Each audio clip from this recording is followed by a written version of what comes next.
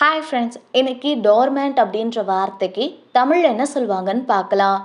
டோர்மேண்ட் டோர்மேண்ட் இந்த வார்த்தைக்கு தமிழ் என்ன சொல்லுவாங்கன்னா செயலற்ற, உறங்கிய நிலை, செயல்படாத, அதாவது தற்காலிகமாக செயல்படாம அமைதியாக இருக்கிற நிலையை குறிக்கிற சொல் டோர்மேண்ட்.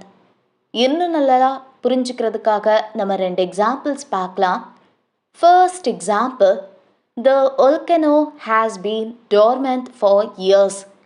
அந்த எரிமலை பல ஆண்டுகளாக செயலற்ற நிலையில் உள்ளது.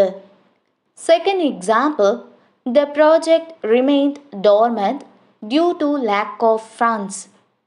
நிதி இல்லாததால் திட்டம் செயலற்ற நிலையில் இருந்தது. இன்னைக்கு நம்ம டோர்மெண்ட் அப்படின்ற வார்த்தைக்கு தமிழ் என்ன சொல்வாங்கன்னு பார்த்தோம். இனி இன்னொரு வீடியோவில் வேற ஒரு வார்த்தைக்கு தமிழ் என்ன சொல்வாங்கன்னு பார்க்கலாம்.